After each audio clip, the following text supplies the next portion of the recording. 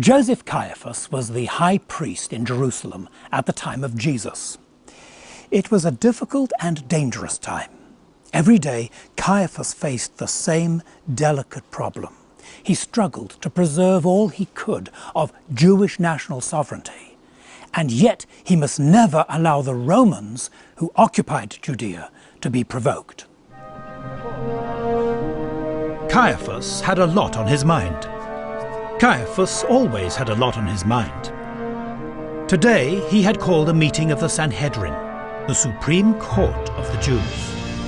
A preacher from the north called Jesus had been gathering crowds of followers.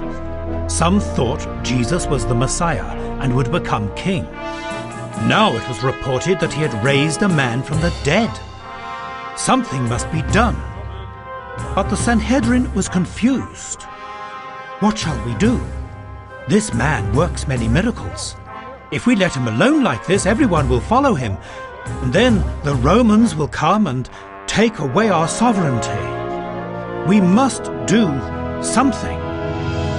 Caiaphas seemed to have the answer. It is better for one man to die for the people, rather than see the whole nation destroyed. Jesus must not be allowed to continue. He must be arrested and executed, perhaps during the religious festival of the Passover. As Jesus came to Jerusalem, the people started to shout that he was king, the Messiah, the son of David. Some of the Pharisees protested, but Jesus rebuked them. It was exactly what Caiaphas had feared. What could they do? Perhaps it was too late. But then the problem with Jesus took an unexpected turn. One of his disciples, Judas Iscariot, was willing to betray him. If they tried to arrest Jesus during the daytime, people might try to defend him. But Judas would lead the temple guards to take him at night.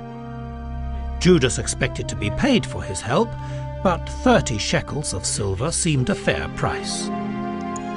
One of the old Jewish prophets had said, "They weighed for my price 30 pieces of silver."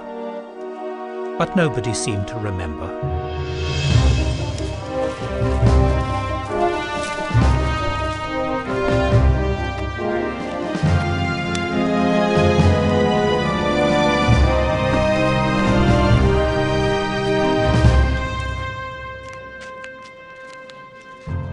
Jesus was on trial for blasphemy. Caiaphas opened the case.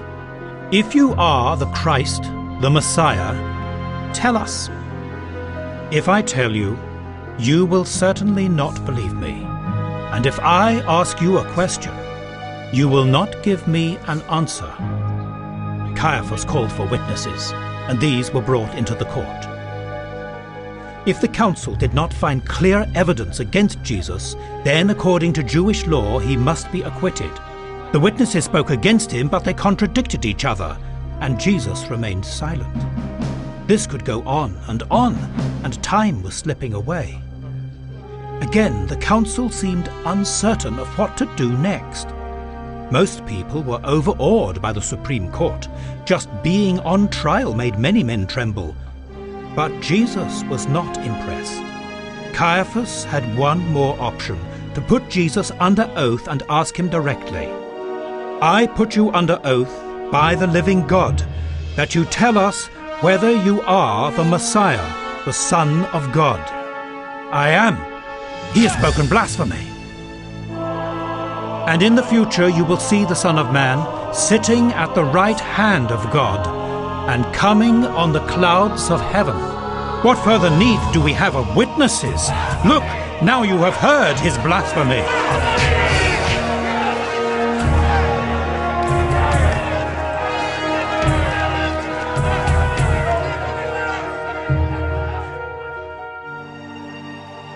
The Sanhedrin did not execute Jesus, but his claim to be the Messiah was taken to the Romans as a political crime, and they crucified him. When the Roman soldiers took the clothes of Jesus, they did not tear up his tunic. Instead, they played a game of dice for it.